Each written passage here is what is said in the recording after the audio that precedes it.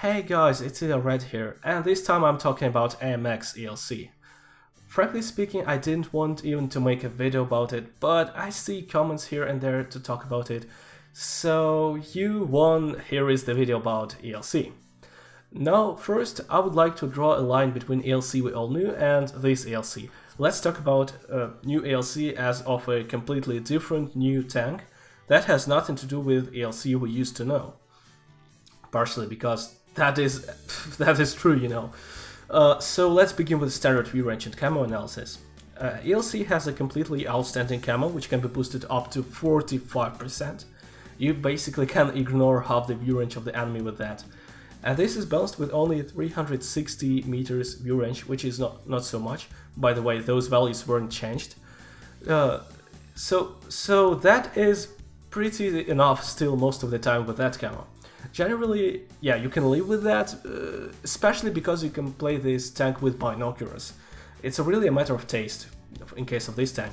You know me, I'm not a big fan of sitting in the bushes unless it's some super bush. So I prefer optics and aggressive gameplay, and 360 meters view range and this camo. It's hard but possible. But there is a new problem for ELC there. Of course, the view range is not the best, but it would be playable. The mobility of this tank could allow us to spot aggressively, use mobility and very small size of the tank to get close to the enemy positions, and you could also dodge enemy fire pretty well and cover with any bump you see near you. But this tank does not have the required mobility now.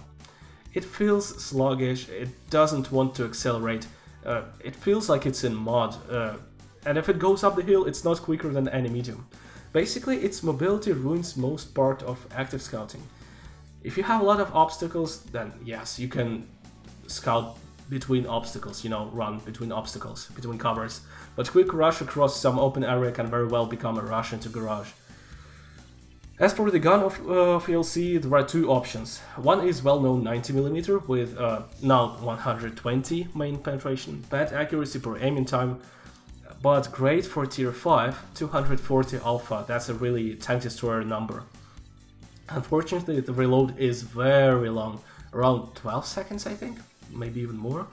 And the combination of pretty bad accuracy and not the best penetration make it not really reliable enough to play. You can't aim for the weak spot, and your penetration of 120 doesn't let you penetrate the target if your round goes not in the middle of the aiming circle. And don't forget that you can only turn your turret a little left-right with 90mm gun, just like before, so you're like a tank destroyer, really. This gun makes ELC a pretty okay tank destroyer, I can say, but some occasional misses and non-penetrations can really ruin the fun, especially with that long reload, you know? So I found 90mm gun unstable and unreliable.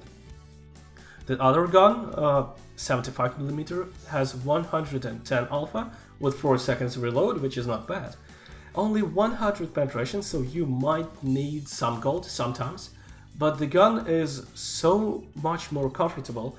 Plus this gun lets the tank to turn its turret all 360 degrees, which looks really strange at first. We're not used to seeing ELC turn its turret.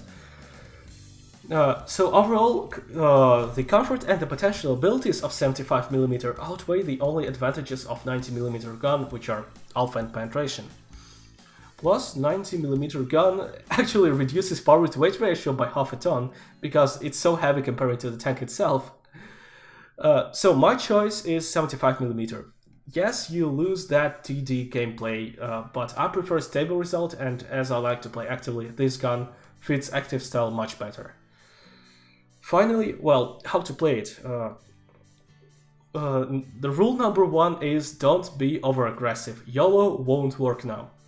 Don't forget that on tier 5, light tank and medium tank is mostly the same thing. You only have camo advantage.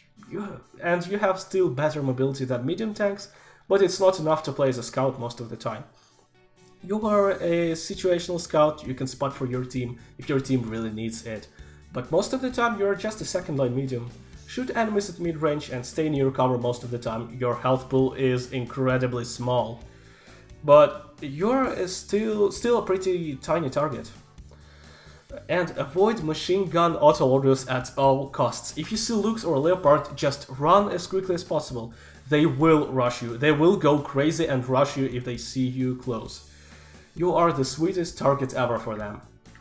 So again, getting back to the former ELC, yes, that ELC gameplay is dead completely in all possible ways. It's not fun anymore.